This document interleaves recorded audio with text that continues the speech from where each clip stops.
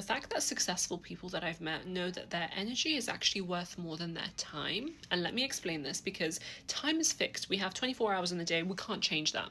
But your energy levels actually change throughout the day. And knowing yourself and knowing when you have peak energy and when you can do certain really demanding tasks and when you kind of have a lower energy and you can do tasks that don't require so much cognitive bandwidth is a real thing. And they align their day, they align their schedule to match their energy, not just their time.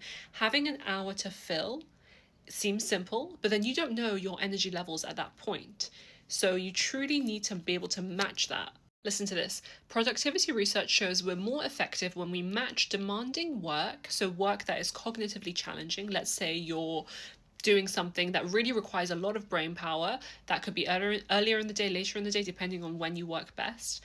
When we match this to our peak energy rather than simply filling every single hour as if we're going to have consistent energy, the same level of energy throughout the entire day, that's not actually the most effective way and not the best way to work smart. If you know you're sharp in the morning, yet you're doing your cognitively challenging tasks later in the day just because it fits better time wise, then you need to shift that.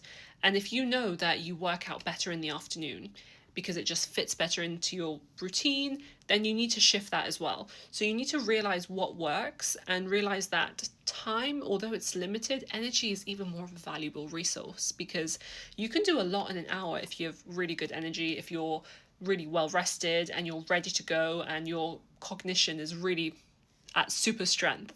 But if you have an hour and you're really weak and you haven't rested well and you haven't given yourself that break or you haven't eaten well that day, then you're not going to be able to accomplish what you need to do in that 1 hour.